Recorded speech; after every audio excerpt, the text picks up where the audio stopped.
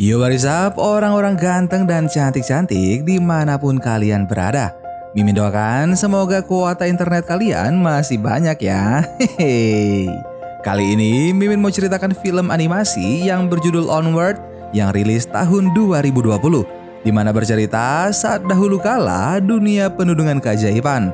Namun seiring berjalannya waktu, teknologi mulai berkembang hingga akhirnya sihir dan mantra mulai dilupakan. Hingga suatu hari ada dua orang yang ditugaskan menerima sebuah misi untuk menemukan kembali sisa-sisa keajaiban tersebut. Penasaran kan gimana keseruan filmnya? Yuk langsung aja kita let's go ke filmnya.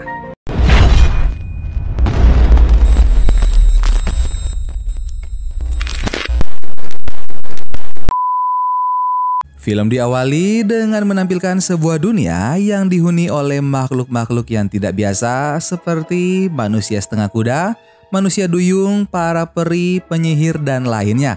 Sihir di sini digunakan untuk membantu yang membutuhkan.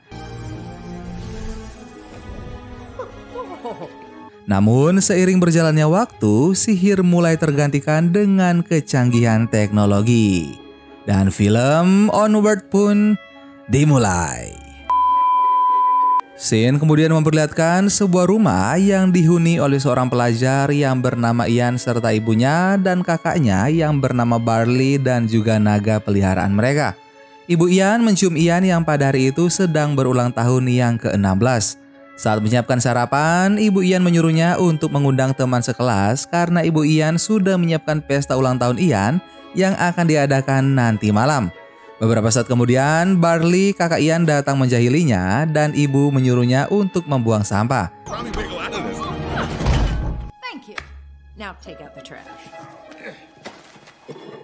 Saat sedang membuang sampah, Barley dihampiri oleh Colt, seorang polisi sekaligus pacar ibunya. Colt menunjukkan video di mana Barley sedang mengganggu para pekerja konstruksi dengan alasan melindungi peninggalan sejarah kota. Colt masuk ke dalam rumah untuk menumpang sarapan sementara ibu memarahi Barley. Barley kemudian bercanda dengan Ian hingga tanpa disengaja ia merusak jaket yang sedang dipakai Ian dan jaket itu adalah peninggalan mendiang ayah mereka yang meninggal sebelum Ian lahir. Ibu pun segera datang dan menggunting benang yang tersangkut di gelang Barley agar jaket tersebut tidak semakin rusak. Ian pun menjadi murung dan memutuskan untuk membeli sarapan di kedai burger. Di kedai, Ian bertemu dengan teman ayahnya semasa kuliah. Mereka hanya sempat berbincang sebentar karena orang itu harus mengantarkan anaknya ke sekolah. Orang itu memuji ayah Ian yang sangat tangguh dan juga nekat. You know, your dad was a great guy. So confident, but he was just bold. I always wish I had a little bit of that in me. Ian kemudian bersantai di tepi jalan. Ia membuat checklist untuk memperbarui dirinya, yaitu bicara lebih sering, belajar mengemudi, mengundang orang ke pesta, dan menjadi seperti ayahnya. Sesampainya di sekolah, Ian mencoba menerapkan langsung checklistnya. Ian menegur temannya yang menaruh kaki di kursi Ian, tapi sepertinya agak sulit. Ian akhirnya mengalah dan saat pelajaran mengemudi, Ian memberanikan diri untuk mencoba, namun Ian takut saat masuk ke jalur tol. Setelah kelas selesai, Ian mencoba mengundang teman kelasnya untuk pergi ke pesta di rumah. Walau terbelit-belit, teman kelas Ian mengerti maksud pembicaraannya dan mereka juga bersedia untuk datang. Beberapa saat kemudian, Barley datang dengan ugal-ugalan dan memakai kostum. Ian mulai panik dan mengusap wajahnya tanpa sadar tinta bekas pulpen di tangannya mulai luntur. Ian pun gugup dan ia berkata pesta ulang tahunnya dibatalkan. Ian lalu pulang ke rumah dengan sangat sedih. Setelah berada di kamar, Ian mencoret semua checklistnya. Ia memutar rekaman suara ayahnya dan menyahut seakan-akan ia sedang berbincang dengan ayahnya. Namun hal ini tidak cukup untuk mengobati kerinduan Ian. Hi, Dad. Hello? Hello? It's me, Ian. Oh, is that right? Yeah. Ian kemudian duduk di ruang tengah sambil menjahit jaket. Saat ibunya datang, Ian bertanya bagaimana kehidupan ayah dulu. Ayah Ian juga butuh waktu lama untuk menemukan jati dirinya. Ibu Ian kemudian membawakan sesuatu peninggalan ayah yang harus diberikan ibu saat Ian dan Barley berusia 16 tahun. Setelah dibuka, bungkusan itu berisi sebuah tongkat yang menurut Barley itu adalah tongkat sihir. Ibu tidak yakin karena ayah dulunya adalah seorang akuntan. Akan tetapi, Ian menemukan sepucuk surat untuk Ian dan juga Barley yang memberitahukan bahwa tongkat itu adalah benar tongkat sihir dengan batu Phoenix yang hanya ada 2 di dunia. Ayah juga menuliskan mantra sihir yang diyakini dapat membawa ayah kembali selama 1 hari. Barley pun langsung memegang tongkat dan melafalkan mantra. Namun walau beberapa kali mencoba, tetap tidak berhasil. Ibu juga turut sedih tapi tetap berusaha menenangkan hati Ian dan juga Barley. Wanna come with me to pick up your cake? That's okay. Thanks, Mom. Malam harinya, Ian membaca kembali surat peninggalan ayah. Namun ajaibnya, tongkat sihir itu bisa berfungsi. One day to walk the earth. Perlahan, tubuh ayah Ian mulai terbentuk. Namun Barley mengacau sehingga tubuh ayah hanya terbentuk setengah saja. Dad? It's just legs! It's really him. Dad, you are in your house! Whoa, whoa! Barley pun menepuk lantai dengan ketukan yang pernah diajarkan ayah, sehingga ayah dapat mengenali mereka. Ian kurang puas dengan hal ini karena ia ingin bertemu ayah dalam keadaan utuh, sehingga ia dan Barley bertekad untuk mencari batu Phoenix yang satu lagi. Barley yang merupakan penggemar sejarah langsung mengetahui tempat yang harus mereka tuju. Di perjalanan, Ian membuat bagian atas tubuh ayah sementara dengan kain yang dipakaikan jaket, kacamata, dan juga topi. Ia juga berlatih melafalkan mantra. Tidak butuh waktu lama, Ian, Barley, dan ayah sampai di Manticore, yaitu kedai milik monster Manticore yang bernama Cory, yang memiliki peta lokasi batu Phoenix.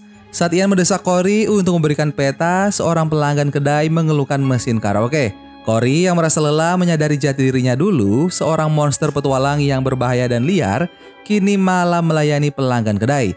Cory pun hilang kendali dan ia membakar kedai serta peta lokasi batu Phoenix.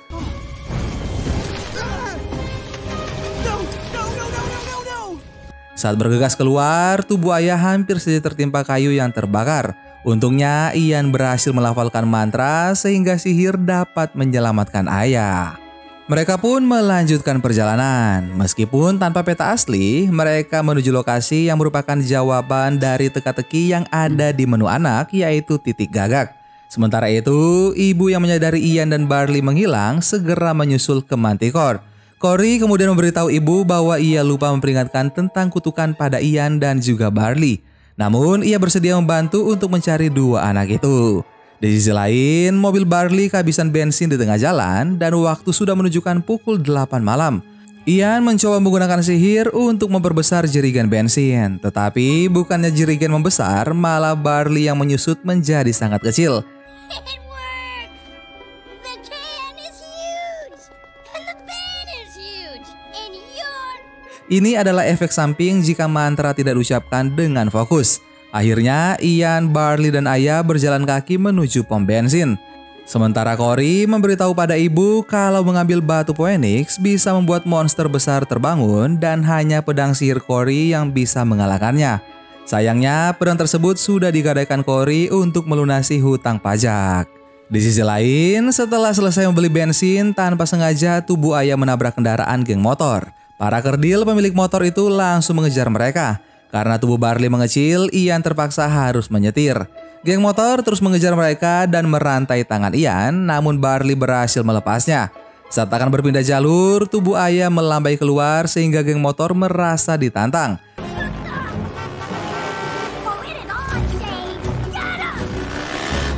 Mereka pun menyusul dan langsung menyerang wajah Ian. Ian pun tersadar AC mobil mereka seperti angin turbo. Ia segera menyalakannya sehingga beberapa kerdil geng motor terlempar keluar.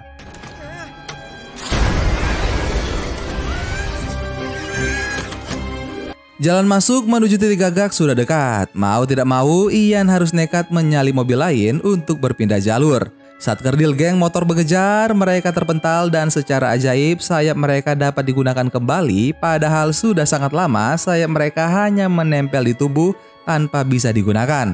Beberapa saat kemudian, tubuh Barley kembali ke ukuran normal karena efek mantra sudah mulai memudar. Ian dan Barley terpaksa menghentikan mobil saat polisi patroli menyuruh mereka berhenti. Ayah malah turun dari mobil dan membuat keadaan makin kacau karena polisi mengira Ayah menyetir dalam keadaan mabuk. Untuk mencegah agar Ayah tidak dibawa polisi, Barley dan Ian menggunakan mantra penyamar untuk menyamar sebagai Colt, polisi pacar ibu. Agar mantra penyamar tidak hilang, Ian harus tetap berkata jujur. Neck cramp. Burn. You have to stop lying. Answer every question with a question. Saat salah satu polisi patroli itu berkata Barley adalah anak yang merepotkan dan sering mengacau, Ian membantahnya, namun mantra justru memudar. Barley terlihat sedih mengetahui Ian menganggapnya sebagai pengacau. Sementara Ian yang panik malah menambah kebohongan sehingga bagian tubuhnya perlahan kembali seperti semula. Sebelum penyamarannya ketahuan, Ian dan Barley bergegas masuk ke dalam mobil setelah memasukkan Ayah di bagian belakang. Polisi patroli itu akhirnya melepas mereka. Setelah mobil Barley pergi, polisi patroli curiga melihat jejak kaki kuda yang berada menjadi jejak kaki manusia. Ia langsung menghubungi Colt.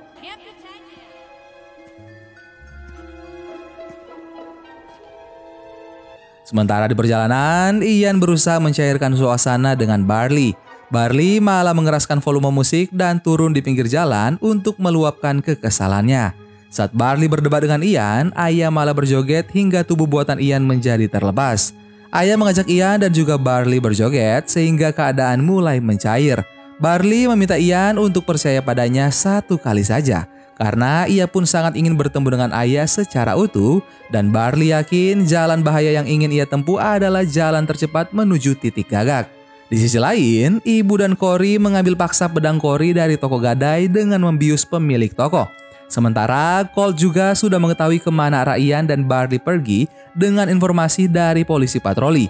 Colt membawa mobilnya mencari dua anak itu.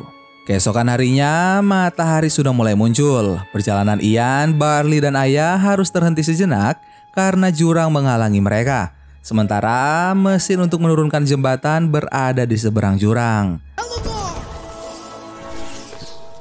You can't cast a levitation spell on something that far away. It only has like a 15-meter enchanting radius.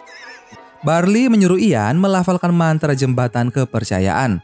Setelah Ian melafalkan mantra, tidak terlihat ada perubahan. Tapi Barley yakin mantra itu sudah bekerja. Ian harus berjalan seakan-akan jembatan itu nyata agar mantra dapat bekerja. Ian tentu saja tidak mau. Barley kemudian mengikatnya dengan tali dan mengaitkan di batu besar. Dan benar saja ternyata mantra itu belum bekerja. Ian mencoba lagi dengan lebih yakin dan ia berhasil.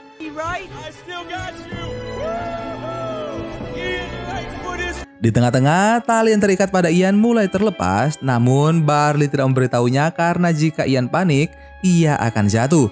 Barley melarang Ian untuk menoleh ke belakang. Saat tinggal satu langkah lagi, Ian berbalik ke belakang dan menyadari ia tidak terkait tali lagi. Hampir saja Ian terjatuh, namun ia berhasil menyelamatkan diri dan menurunkan jembatan sehingga mobil mereka bisa menyeberang. Barley kemudian menyadari pada gerbang jembatan ada patung gagak yang sangat besar. Ia menganalisa kemana gagak itu mengarah dan menemukan patung gagak lain di sana. Namun tiba-tiba saja Colt datang dan Ian pura-pura menurut dan langsung tancap gas meninggalkan Colt. Ternyata Colt tidak sendiri, ia bersama rekan-rekan polisi lainnya. Kejar-kejaran pun tidak terhindarkan. Ian, Barley, dan Ayah malah terjebak di jalan buntu. Barley meyakinkan Ian untuk menggunakan mantra petir, namun Ian tidak cukup percaya diri. Barley menyalakan musik di mobil dan menaruh batu pada pedal gas dan mobilnya melaju merobohkan batu besar dan menghalangi jalan. Sehingga Colt dan rekan-rekannya tidak bisa mengejar Ian dan juga Barley.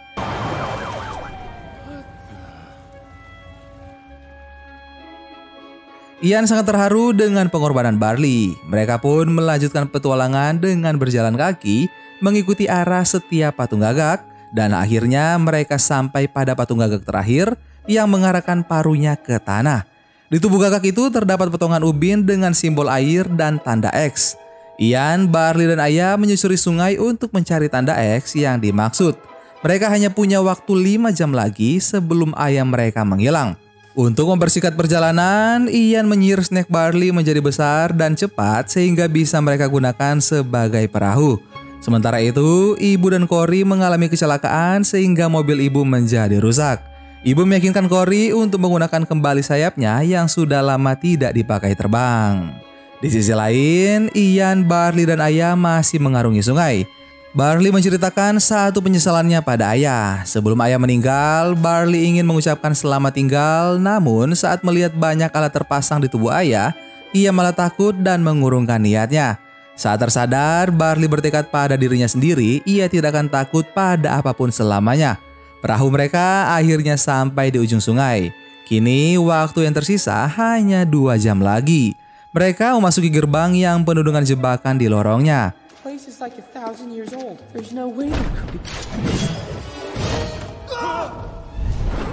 Dengan mantra sihir, Ian berhasil menyelamatkan dirinya serta Barley dan juga ayah. Namun jebakan tidak berakhir sampai di situ saja. Di lorong selanjutnya, air mulai naik dan memenuhi lorong dan akan menenggelamkan mereka. Barley menyelam dan menekan ubin agar tetap terbuka. Namun ia tidak bisa menahan napas lebih lama karena ubin tersebut harus tetap ditekan sampai atap terbuka penuh. Kemudian mereka tersadar kalau ayah belum punya bagian badan atas sehingga ayah pasti bisa menahan tombol tersebut di bawah air. Berkat kerjasama yang baik, Ian dan Barley berhasil mengarahkan kaki ayah menginjak tombol tersebut sampai atap terbuka penuh. Ian dan Barley membawa ayah memanjat tangga dan membuka penutup lorong. Betapa kagetnya Ian mendapati mereka ternyata berada di lorong depan sekolah Ian. Barley masih yakin mereka dapat memecahkan teka-teki ini, sementara Ian sudah tampak kehabisan semangat. Ian dan Barley kembali berdebat. That's because you are a screw up. And now you've screwed up my chance to have the one thing I never had. Ian menyerah dalam pencarian batu Phoenix dan membawa ayahnya duduk menikmati sunset dengan waktu yang tersisa. Barley pun mencari petunjuk di air mancur depan sekolah dan Ian mencoret satu persatu checklist yang ia buat yang berisi kegiatan yang ingin ia lakukan bersama ayah. Saat membaca checklist belajar mengemudi, Ian teringat kenangannya bersama Barley yang membuatnya berani mengemudi. Ian memberi tanda centang pada bagian ini dan Ian kemudian tersadar beberapa checklistnya sebenarnya sudah terpenuhi bersama Barley. Ian membawa ayahnya kembali pada Barley, sementara Barley berhasil menemukan lokasi yang tepat untuk meletakkan potongan ubin yang mereka temukan, dan lokasinya adalah di bagian atas air mancur di depan sekolah Ian. Barley berhasil menemukan batu Phoenix bersamaan dengan terbukanya kutukan yang membentuk naga raksasa.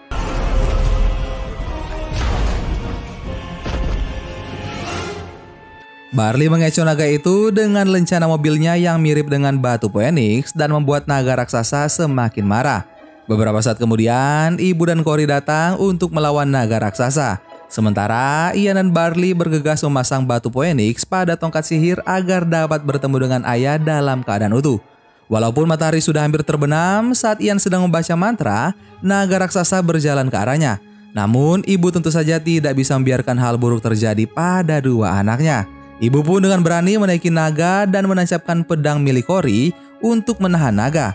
Akan tetapi hal itu tidak berlangsung lama karena naga berhasil melempar ibu dan kembali berjalan ke arah Ian, Barley, dan juga ayah.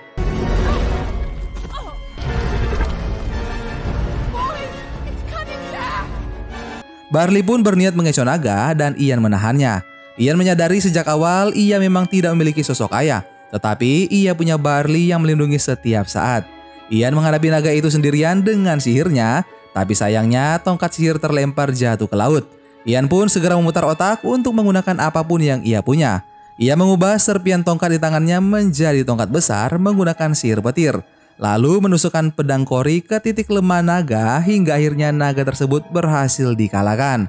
Sebuah cahaya bersinar dengan terang dan cahaya itu berasal dari tubuh ayah yang kini utuh. Ian tidak bisa melihatnya dengan jelas karena terhalang bebatuan serpihan tubuh naga. Matahari hampir terbenam dan Ian hanya bisa mengintip pada sebuah celah. Ayah pun memeluk Barley yang terlihat sedih karena ia menemui ayah tanpa Ian. Hanya beberapa saat tubuh ayah perlahan menghilang dan Ian tersenyum. Barley kemudian membantu Ian keluar dari reruntuhan dan menyampaikan pesan ayah bahwa nama penyihirnya adalah Wilden si aneh. Ayah juga bilang kalau ia bangga mengetahui Ian tumbuh menjadi Ian yang sekarang. Ayah menitipkan sebuah pelukan untuk Ian yang diwakili oleh Barley.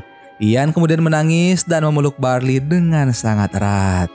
Scene lalu berpindah ke kedai Manticore milik Cory yang sudah buka kembali setelah direnovasi. Para geng motor kini menjadi pelayan di kedai tersebut. Cory pun menggunakan kekuatannya untuk melakukan atraksi. Sementara itu, Ian menceritakan pengalamannya di hadapan guru dan semua teman kelasnya.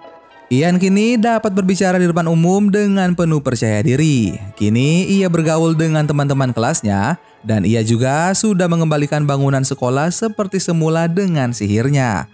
Tidak lupa, Ian memberikan Barley mobil baru dan mereka kemudian berkeliling kota bersama. Dan film Onward pun selesai.